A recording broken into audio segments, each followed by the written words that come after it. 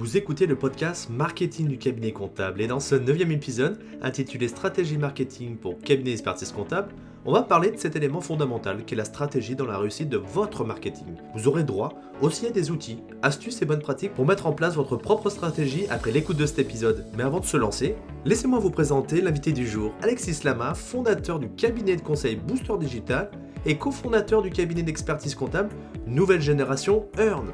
Alors, vous êtes prêts? Let's go!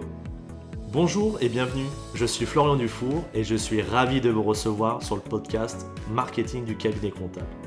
À chaque épisode, je vous propose d'aborder, au travers d'études de cas et d'interviews de confrères, les stratégies et techniques marketing qui fonctionnent dans la profession, pour ainsi vous permettre de faire rayonner à votre tour votre cabinet d'expertise comptable. Bonjour à tous, alors aujourd'hui on va parler de stratégie de communication et de marketing avec Alexis Lama. Bonjour Alexis. Salut Florian, merci beaucoup pour ton invitation. Je suis ravi de faire ce podcast avec toi aujourd'hui. C'est un vrai plaisir de parler marketing, de parler de stratégie et de parler de toutes ces belles choses qui vont faire avancer la profession. C'est pareil. Pour nos auditeurs, ça ne te dérange pas de faire une petite présentation de toi, même si on te connaît tous? Non, bien sûr, avec grand plaisir. Donc, je m'appelle Alexis Lama, ça fait un peu plus de 12 ans maintenant que je travaille dans la profession. Je fais le DCG, le DSCG. J'ai créé une première société qui s'appelle Booster Digital, qui est un cabinet de conseil dédié aux experts comptables. Donc, on accompagne un peu plus d'une trentaine de cabinets aujourd'hui de toute taille. Et au début de l'année 2021, j'ai eu la chance, avec mon associé Guillaume Thomas, de créer le cabinet Earn, qui est un cabinet d'expertise comptable qui a vocation à faire le métier aujourd'hui comme on doit le faire dans 5 ans ou dans 10 ans. Donc, c'est pour moi un véritable labo à ciel ouvert sur tous les sujets, tant sur la partie market, communication, service client, relations clients, formation des équipes et utilisation des différents outils digitaux. C'est top ça. Je voulais avoir justement ton avis, parce que toi tu mets du marketing énormément dans ce fameux Earns. Quel est ton avis sur le marketing dans la profession? Est-ce que c'est bien, c'est développé, pas? Dis-nous sans langue de bois si tu peux. Ce sera toujours sans langue de bois, ça va être comme ça sur l'ensemble de nos échanges, c'est un peu ma marque de fabrique. En fait, ce que j'en pense du marketing dans la profession, c'est que c'est exceptionnel. C'est exceptionnel parce que, étrangement, on va dire que ça fait 3 ans maintenant que Booster Digital existe, ça fait 3 ans donc qu'on travaille sur le même sujet du market, et on voit que les choses commencent que maintenant, réellement, à se généraliser. Il y a de plus en plus de cabinets qui se mettent dessus, qui commencent à avoir un vrai site internet, et permets-moi l'expression, mais voilà, il y a site vitrine que tout le monde a et que tout le monde utilise le même, sans aucun intérêt de référencement naturel, sans aucune stratégie, sans aucun UX, donc c'est-à-dire facilité de navigation et plaisir pour le visiteur, sans stratégie de production de contenu ni rien. Et on commence à voir les choses, à mon sens, depuis je dirais 2021, mi-2021, à voir des sites un peu mieux travaillés, plus personnalisés, des identités graphiques aussi qui sortent un peu du lot, des noms qui vont chercher vraiment la cible à laquelle on veut s'intéresser, des cabinets du coup plus spécialisés sur certains secteurs d'activité, certaines professions, etc. Donc en fait, je trouve qu'on est au milieu d'un moment super passionnant d'un point de vue marketing pour la profession, puisque c'est là que tout se passe. Et il y a aussi plein de nouveaux acteurs. On assiste, à mon avis, à quelque chose qui est en train de changer, qui est les nouveaux diplômés ont moins de freins à se lancer dans la création ex nihilo. Et forcément, culture, digitale, utilisation des réseaux sociaux, etc., fait que plutôt que d'acheter un cabinet et avoir un coût d'acquisition qui sera plus élevé sur une clientèle qui a des chances de partir, on assiste à une nouvelle génération d'experts comptables qui utilisent d'ores et déjà les clés du marketing, une partie en tout cas des clés, et j'espère qu'on le verra pendant ce podcast, pour se lancer et créer toute cette partie communication qu'ils ont à leur dispo, quoi. Donc c'est top, voilà ce que j'en pense, et c'est à mon sens aujourd'hui que le début. On est au début, il y a une partie du coup, tu nous as expliqué, générationnelle. Mais cet engouement, tu penses ça vient aussi d'ailleurs? Peut-être que la Covid a impacté ça, peut-être avec le digital, je sais pas. Enfin, qu'est-ce que t'en penses toi? Ce que j'en pense, c'est que, outre la Covid, c'est surtout la présence de nouveaux acteurs digitaux sur le marché. Alors, non pas que je sois là à parler d'ubérisation, de cabinets en ligne ou quoi que ce soit, c'est pas le sujet. Déjà, les cabinets en ligne, prenons et rendons-leur honneur, ils ont démocratisé le marketing digital et ils ont démocratisé la communication en allant parler à certaines cibles de clientèle. Et pour ça, déjà, c'est top. Ils ont un positionnement qui est différent des autres et voilà. Exactement. Et pour se faire connaître, ils ont communiqué. Donc déjà, rien que ça a obligé les cabinets typiques, traditionnels, qui sont la grande majorité des cabinets en France, à prendre le sujet de la communication en main ou du moins à s'y intéresser réellement. Ensuite, deuxième chose, c'est que tu as les outils digitaux qui, eux, vont parler directement aux entrepreneurs. Et eux, ils ont tous les codes du marketing, ils savent exactement comment faire de l'acquisition client, ils savent exactement comment communiquer, et donc eux, ils jouent avec toutes les armes du marketing. Donc ça aussi, deuxième facteur qui font que les cabinets commencent à prendre en main, parce qu'il vaut mieux, quand on est un cabinet, communiquer le message qu'on souhaite communiquer, plutôt que se laisser imposer le message qu'un éditeur ou qu'un concurrent communique. Et enfin, la troisième chose, à mon avis, qui a fait que, et là je te rejoins peut-être un peu sur l'aspect Covid, c'est que les cabinets voient leur clientèle changer petit à petit. Il y a encore pas si longtemps que ça, quelques années, un client, il restait longtemps dans un cabinet. En marketing, on utilise le terme de lifetime value, mais on ne va pas rentrer dans la technique ici, mais on va dire qu'on analysait la rentabilité d'un dossier et on savait qu'il allait rester longtemps. Aujourd'hui, les cabinets, comme beaucoup de sociétés prestataires de services, sont soumises au churn, au fait qu'un client, il est beaucoup plus volatile. Et donc, d'une part, il y a la clientèle qui doit se renouveler, et d'autre part, il faut rentrer des nouveaux clients, communiquer avec eux autour de nouvelles offres pour aller augmenter le panier moyen qu'on va avoir sur une prestation de service, puisque on le sait tous, et je ne vais rien dire sur ça, mais la comptabilité, la tenue comptable va disparaître. Donc, ce qui représente quand même aujourd'hui, qu'on le veuille ou non, une grosse partie des honoraires des cabinets. 70%. 70% sur l'établissement, d'après la dernière étude qui a été faite avec les moulins à vent. Okay. 70% du coup. Donc, il va falloir tout le système, tout le business model, il faut le réinventer. Et pour le réinventer, ça passe aussi par comment tu strates ta production, comment tu strates ton offre et comment tu communiques sur cette offre. Donc voilà, tu as à mon sens, les 3 points qui font que les cabinets aujourd'hui prennent en main la communication. Tu vois plein de cabinets, toi, par ton biais de Booster Digital, donc ton agence, et Earn, du coup, qui fait l'expertise comptable. Tu as pu te rendre compte justement comment était un cabinet. Je veux, peut-être pas la même stratégie que toi, mais est-ce que tu peux me donner les recettes, les clés pour une bonne stratégie de communication ou de marketing pour un cabinet comptable qui voudrait débuter là. Ouais. C'est quoi? Il faut regarder les 6 premières choses, si tu avais... ou les erreurs à pas faire. Primo, je pars pas comme un poulet sans tête. Tu vois, c'est j'accepte de prendre le temps, de prendre le temps nécessaire pour me poser, pour savoir, où je vois mon cabinet dans 5 ans, me fixer des objectifs qui sont smart, donc simples, mesurables, atteignables, réalistes et temporaires, voilà. On a des articles évidemment sur le blog de Booster Digital sur le sujet, mais outre ça, non, ça tu vois, si tu veux, je me lance, mais j'accepte de prendre le temps. Il n'y a aucune précipitation. S'il faut que ça prenne 1 mois, s'il faut que ça prenne 2 mois, s'il faut que ça prenne 3 mois, je prends ces 3 mois parce qu'en fait c'est le socle de tout ça qui va faire que je vais pouvoir choisir mon orientation et mon cap à horizon 3 à 5 ans.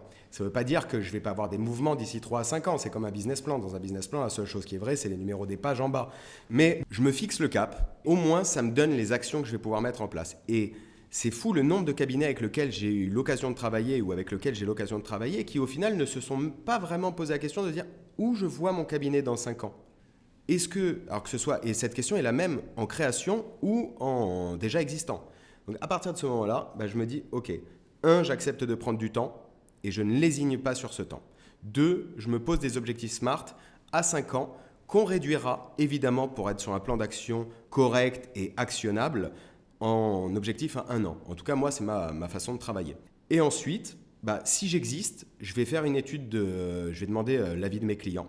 Je vais poser une vraie enquête de satisfaction approfondie. Je vais prendre le temps d'échanger avec eux pour savoir réellement ce qu'ils attendent maintenant de leur expert comptable, eux aussi à horizon 5 ans, mais je vais le faire plus court, déjà à horizon 1 an, ce sera déjà pas mal. Et en fait, c'est impressionnant sur les cabinets existants, le volume d'informations qu'on peut obtenir lorsqu'on écoute ses clients. Et ça me semble totalement indispensable aujourd'hui sur un cabinet existant de faire ça à tous les niveaux, tant parce que ça permet d'intégrer les clients dans le process de réflexion stratégique du cabinet, et en plus ça les valorise, et en plus ça leur permet de dire réellement ce qu'ils attendent, et donc au cabinet de créer les offres que vos clients attendent. Donc ça déjà, je dirais que c'est les 3 premières étapes. Et si je suis en création ex nihilo, je vais prendre le temps de me dire, tiens, si dans une semaine, j'ai 5 jours avec qui, et donc j'ai 5 déjeuners disponibles, avec qui réellement, ça me fait plaisir d'aller déjeuner ces 5 jours-là. Et en fait, cette question, elle me fait dire que je vais aller déjeuner avec des secteurs d'activité, des entrepreneurs, des associations, des ONG, peu importe, chacun a ses centres d'intérêt, avec qui ça fait vraiment plaisir. Et de là, en tout cas c'est mon avis, je vais créer ma stratégie pour aller adresser mon message, pour me faire connaître auprès des personnes avec qui j'ai vraiment envie de travailler le matin. Pour moi, un cabinet d'expertise comptable, c'est un prestataire de service, mais plus qu'un prestataire de service, c'est le partenaire numéro 1 des organisations. Je parle souvent d'entrepreneurs parce que pour moi, j'ai cette vision très entrepreneur, mais ça va être aussi vrai avec les associations, ça va être aussi vrai avec les artistes, ça va être aussi vrai avec peu importe la personne avec qui on parle. Et du coup, il faut aller réussir à transmettre notre message pour se faire connaître auprès des gens avec qui on a envie de travailler.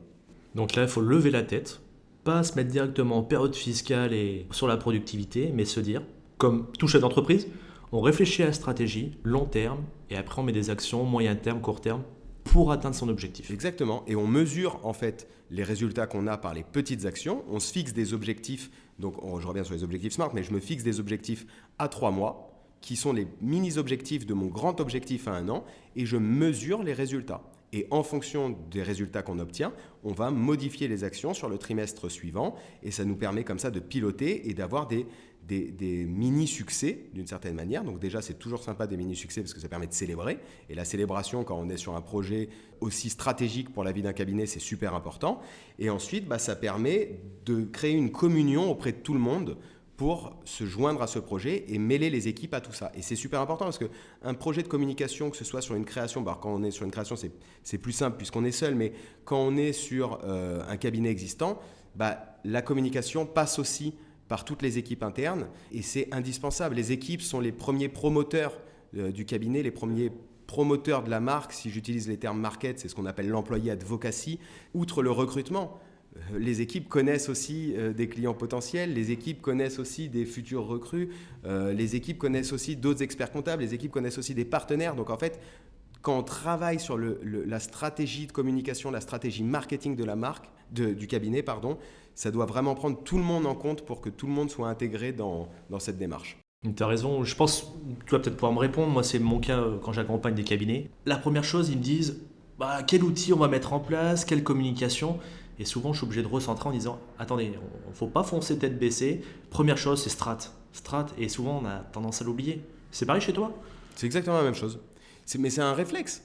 C'est un réflexe. On est dans une profession du chiffre. On a envie de savoir combien ça coûte, qu'est-ce que je vais en tirer, comment ça se passe. C'est aussi une profession qui elle-même fait du conseil pour ses clients. Donc parfois, a tendance à se dire, la strat, je sais la faire.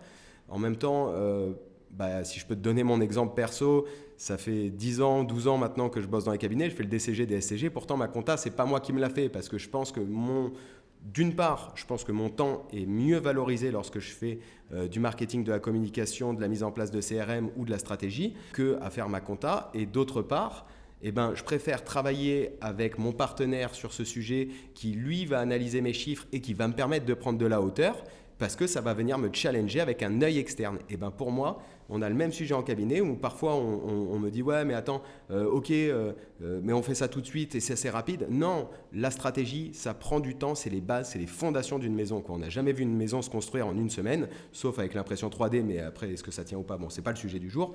Mais dans tous les cas, voilà, c'est de dire « ok, prenons le temps, c'est votre boîte, c'est votre cabinet ». Posez-vous sur ça et derrière, faites des actions en fonction de vos objectifs. On ne va pas avoir les mêmes actions si on veut chercher à faire 500 000 euros de chiffre d'affaires dans l'année en plus que si on veut chercher à faire 100 000 euros ou X milliers d'euros dans l'année. Si on veut chercher à faire 5 recrutements, 10 recrutements, 1 recrutement, sur quel profil, si on veut tester une nouvelle offre, etc. Donc voilà, c'est pour ça que la stratégie, c'est le moment indispensable que tous les cabinets qui veulent se lancer dans cette démarche doivent prendre, c'est le temps sur lequel ils doivent investir. Après, à voir, soit ils bossent avec des agences comme nous, soit ils vont se renseigner sur Internet, soit ils bossent avec des freelances. Tout est possible. Le tout, c'est de trouver le bon partenaire qui va vous permettre de gagner du temps sur votre réflexion et vous permettre d'atteindre vos objectifs le plus rapidement possible. Voilà, c'est vraiment ça. Alors, chez Earn, vous en avez une stratégie comme marketing ? C'est obligatoire, je pense. C'est possible. On l'a travaillé peut-être. Tu nous en donnes un morceau ? Est-ce que tu peux au moins nous expliquer un petit peu la stratégie, comment vous êtes positionné, pas pas forcément de chiffres, mais comment justement votre stratégie vous avez voulu mettre en place? Ouais, déjà sur Earn, il y a un truc qui est fondamental et qui ressort souvent dans notre façon de parler avec Guillaume et moi et les équipes et les futures personnes qui nous rejoignent, c'est cette passion de l'entrepreneuriat. Chez Earn, on ne travaille qu'avec des entrepreneurs. Je refuse des clients, je choisis les clients avec lesquels on travaille et parce qu'en fait, ma démarche, ma façon d'accompagner, quand je dis je parle du cabinet Earn. Évidemment, c'est pas la mienne, bien qu'on a un cursus de formation auprès des équipes qui nous rejoignent, justement pour donner toutes les clés et tout le contexte et permettre d'offrir du temps aux équipes de faire ce fameux conseil aux entreprises. Et en fait, donc, si tu veux, pour revenir sur ta question initiale, nous, notre stratégie, c'est de travailler qu'avec des entrepreneurs qui nous ressemblent, des entrepreneurs qui ont envie de faire avancer les choses, qui, on le sait, dans l'entrepreneuriat, on est souvent seul. Et ben pour nous, le rôle de l'expert comptable, c'est d'être son premier partenaire. Pour être son premier partenaire, on a repensé la façon dont on faisait le métier, avec évidemment certains outils digitaux, mais surtout avec une innovation dans le service, dans la façon dont on accompagne nos clients, dans la façon dont on a construit nos lettres de mission pour rendre beaucoup plus de liberté, beaucoup plus d'échanges tout au long de l'année, énormément de transparence pour offrir de la visibilité aux entrepreneurs. Et donc, si tu veux, nous, notre stratégie aujourd'hui sur Earn, elle est d'adresser des messages en direction des entrepreneurs qui partagent la même vision que nous de l'entrepreneuriat et qui ont la même volonté de faire croître leur société. Et autour de ça, on leur offre en fait le full service que tu vas retrouver, ce qu'on appelle pour nous en tout cas le full service, qui est le cercle vertueux de l'entrepreneuriat, avec les missions légales fiscales que tu retrouves chez 100% de nos confrères, des missions de pilotage. Tu vois, on commence à activer la boucle, on offre de la visibilité, on va échanger régulièrement avec nos clients, des missions d'accélération, où la petite particularité, mais c'est que la partie marketing peut arriver aussi en fonction de certains clients qu'on accompagne, que ce soit des sociétés de prestataires de services, des e-commerçants, etc. On a cette brique en plus market qui... Toujours pareil, à partir du moment où on est focus objectif, on va trouver les actions qui vont leur permettre de dépasser leurs objectifs. Et je te boucle la boucle de la prestation de service avec de la gestion de patrimoine parce que normalement, il n'y a pas de normalité dans l'entrepreneuriat, mais en tout cas, pour bon nombre d'entrepreneurs, lorsqu'on crée une société, lorsqu'on crée des sociétés, c'est aussi pour se créer du patrimoine. Et c'est le rôle de l'expert comptable d'être capable de bénéficier de cette vision 360 pour aider ses clients à gérer et à optimiser leur patrimoine. J'ai été voir quand même sur le site tout ça, j'ai été faire la fouine, faut pas se leurrer. Tu as fait ta veille. J'ai fait ma veille, voilà. Preneur de ton retour d'ailleurs, parce qu'en expert du sujet, ça me ferait plaisir. Il est très beau, il est super bien, ouais. Je trouve. En plus, vous communiquez dessus, sur les différents réseaux sociaux. Et je voulais avoir une question, moi. Il y a un truc qui fait peur, c'est que tu dis il y a 0 engagement chez vous. Ouais. Vous, ça vous fait pas peur de ne pas avoir une visibilité, justement, avec comme les lettres de mission, on dit souvent, il faut la dénoncer 3 mois avant. Pourquoi vous êtes parti là-dessus? Comment vous avez eu l'idée avec Guillaume, Thomas? En fait, c'est une philosophie. C'est une vraie philosophie de remise en question et de placement du client au centre de tout ce qu'on fait. Chez Earn, tu as le client qui est au centre avec les équipes. Donc customer-centrique. Customer-centrique à fond. Et ma vision, c'est qu'on ne peut pas retenir quelqu'un, et encore moins lorsqu'on fait de la prestation de service, dans un contrat qui fait 25 pages, avec écrit en tout petit, vous devez résilier la lettre de mission 3 mois avant la date de clôture. L'entrepreneur, il n'en sait rien. S'il y a un mauvais fit, s'il n'est pas satisfait du service, il doit pouvoir partir. Et en vrai, moi, ça m'oblige à avoir un niveau d'excellence et les équipes un niveau d'excellence et de tenir les engagements qu'on a auprès des clients lorsqu'on signe une lettre de mission avec eux, puisque c'est notre promesse et que Earn, tu vois, pour le coup, Earn, on a dit la promesse est dans le nom, comme ça au moins on ne peut pas se cacher, quoi. Et du coup, le fait qu'il n'y ait pas de clause particulière sur la résiliation et que ce soit simple, nous oblige, nous en interne, à maintenir un haut niveau de qualité de service. Et le client, pour bénéficier de ce haut niveau de qualité de service, se doit aussi de nous transmettre les informations et de jouer le jeu. Donc ça nous permet vraiment en tout cas à mon sens et au sens de Guillaume aussi, de créer un cercle vertueux dans le cabinet qui fait que les équipes travaillent avec des clients avec qui on prend plaisir à travailler.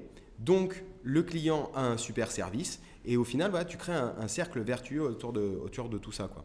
Donc déjà, alors, je reprends les 4 P, on va dire grossièrement. Communication, donc réseaux sociaux, site internet. Après, l'autre partie, donc tu fais sur la tarification, en fait, tu fais des packages. On n'a pas de package au sens package. Par contre, on a une grille tarifaire extrêmement claire et il n'y a aucun frais caché.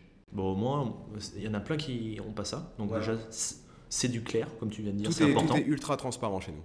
C'est très important. L'autre partie, moi, distribution, est-ce que tu as des clients ou sont 100% en ligne ou c'est tout en présentiel des fois? En fait, on utilise tous les outils digitaux possibles et imaginables. C'est aussi un peu ça qui est cool chez Earn, c'est qu'on est un véritable labo pour nos clients. Alors, on met à disposition de nos clients les outils qu'on a testés en amont, évidemment. Mais donc, on est sur un format hybride, je te dirais, qui est de dire que si les clients veulent nous voir, ils peuvent nous voir parce qu'on a des bureaux à Paris, à Saint-Mandé et bientôt ailleurs. Et s'ils veulent nous voir, ils viennent nous voir. S'ils veulent nous voir en visio, ils nous voient en visio. Toujours pareil, le tout, c'est de trouver le système le plus simple pour tout le monde, quoi. Donc on s'adapte. Moi, il y a un mot que je retiens, c'est customer centric. Ouais. En fait, dans le marketing, c'est on met le client et on va construire pour lui. Et là, c'est une philosophie qu'on n'avait pas forcément dans la profession où avant, on vendait la compta et puis les clients, ils prenaient de la comptabilité pour faire du déclaratif, hein. Là, c'est différent.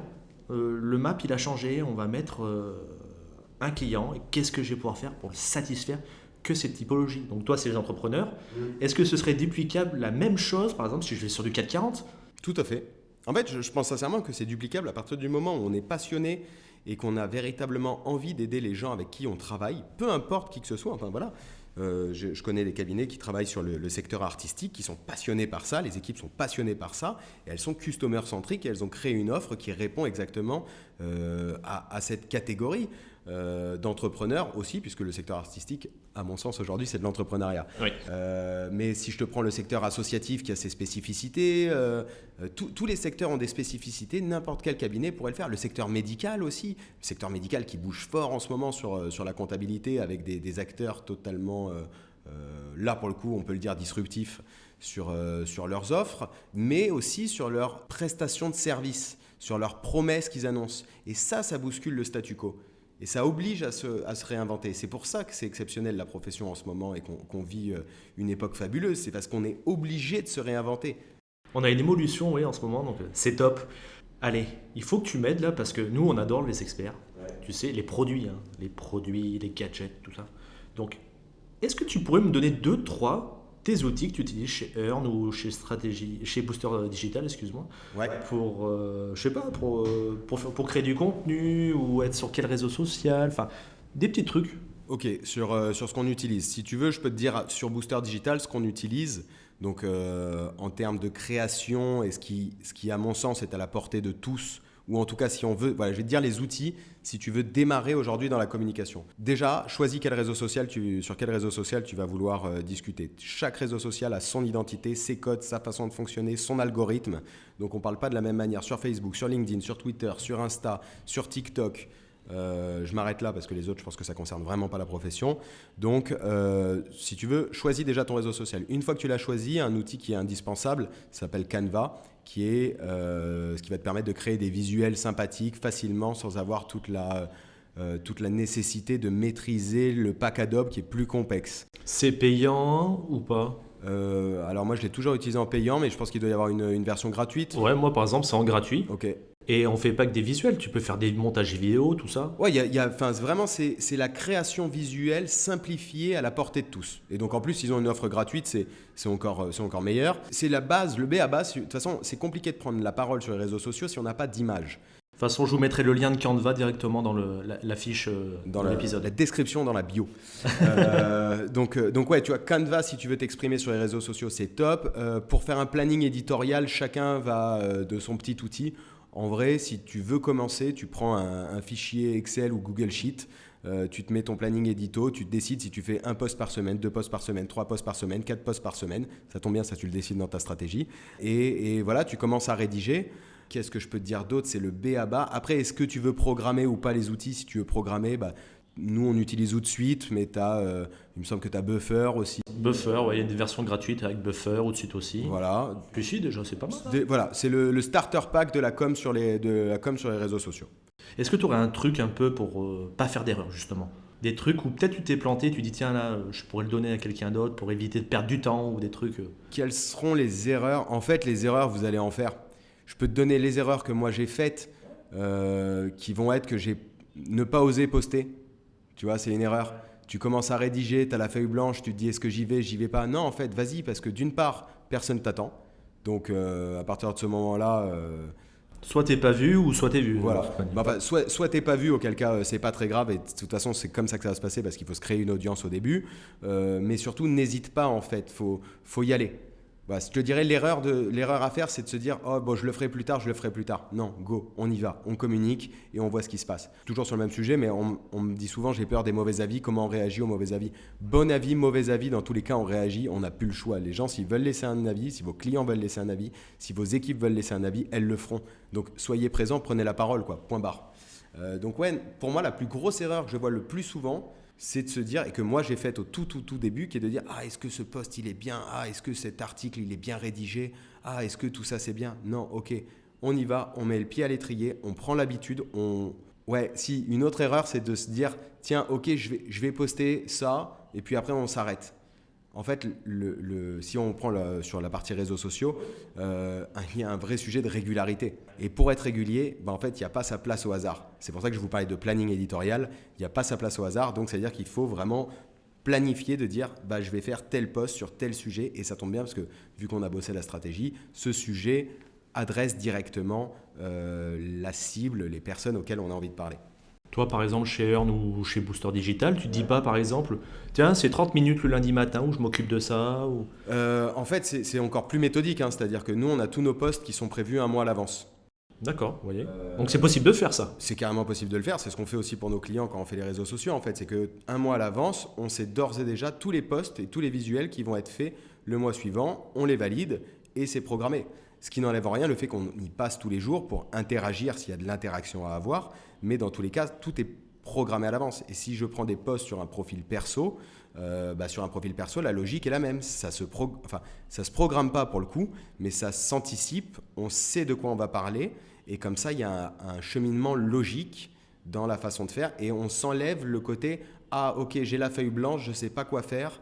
Mince, j'ai pas posté cette semaine. Bon, c'est pas grave. » Parce que soyons francs, en cabinet, poster sur les réseaux sociaux, aujourd'hui, c'est quand même pas vraiment la priorité des associés ou des équipes. Et pourtant, c'est vraiment dommage parce que prendre la parole, je préfère moi, en tout cas, prendre la parole comme moi je l'entends plutôt que d'autres la prennent à ma place. Tu as raison. Donc, restez vous-même, osez publier du contenu et essayez de tenir une régularité. Ouais. Et soyez sincères. Alors ça, c'est pas une erreur que j'ai faite parce que tu le sais que je suis extrêmement sincère et transparent dans ce que je fais, mais n'essayez pas de vous créer une image qui soit pas la réalité parce que ça ne pourra être que déceptif. Et sur les réseaux sociaux, c'est pour moi, si on prend la partie mais qui est liée à la communication, c'est la vraie vie quoi. LinkedIn, Facebook, Twitter, Insta, bon peut-être pas Insta, mais dans l'idée, LinkedIn, Facebook, Twitter, ça fonctionne comme dans la vraie vie et donc soyez naturel et les gens à qui votre message s'adresse, ils seront peut-être touchés si vous avez bien fait les choses. Écoute, je te remercie. Avec grand plaisir, merci à toi. Pour toi, j'aimerais quand même faire un petit jeu avant qu'on parte. Ouais. On va faire le jeu ceci et cela, c'est ce que je fais tout le temps avec les invités. Vas-y. En gros, je vais te proposer 2 alternatives et tu vas me dire laquelle te correspond le mieux. Let's go. Alors, tu es plutôt comptabilité ou marketing maintenant ? Je pense que je reste marketing pour mettre en valeur la comptabilité. Ah, c'est bien dit ça, c'est pas mal. T'aimes plutôt faire des articles de blog ou tourner des vidéos type YouTube ? Moi, je suis plus vidéo pour mettre en valeur mes articles de blog. Il arrive toujours à rebondir, c'est impressionnant. Tiens, un réseau social, t'es plutôt Twitter ou LinkedIn, toi ? Moi, je suis plus LinkedIn. Ah, pourtant, dans Twitter, des fois, je rigole bien quand je vois les dire. Ouais, en fait, j'aime beaucoup Twitter pour l'instantanéité. Pour moi, c'est comme envoyer des SMS. L'inconvénient que j'ai aujourd'hui, c'est que j'arrive plus à trouver le temps. Ça va trop vite et j'arrive plus à trouver le temps. Donc, j'aime bien y aller malheureusement trop tard le soir pour rigoler un peu, voir ce qui se passe. Et j'arrive plus à être dans la réaction en direct, répondre aux notifs. Voilà, c'est pour ça que je préfère aujourd'hui LinkedIn. Je te pose la dernière. Est-ce que t'es plutôt langue de bois ou franc-parler ? Je suis plutôt franc-parler, ouais, quand même. Ouais, écoute, je te remercie pour ta présence et puis on se dit à bientôt. Merci à toi et puis à très vite. Salut. Ciao. Avant de vous laisser, j'invite les nouveaux auditeurs à s'abonner pour ainsi être notifiés de la sortie des prochains épisodes. Et pour les auditeurs réguliers du podcast, pensez à laisser un avis 5 étoiles sur votre plateforme d'écoute préférée et parlez du podcast à vos confrères. Cela permettra de soutenir votre fidèle serviteur. Je vous remercie et je vous dis au prochain épisode.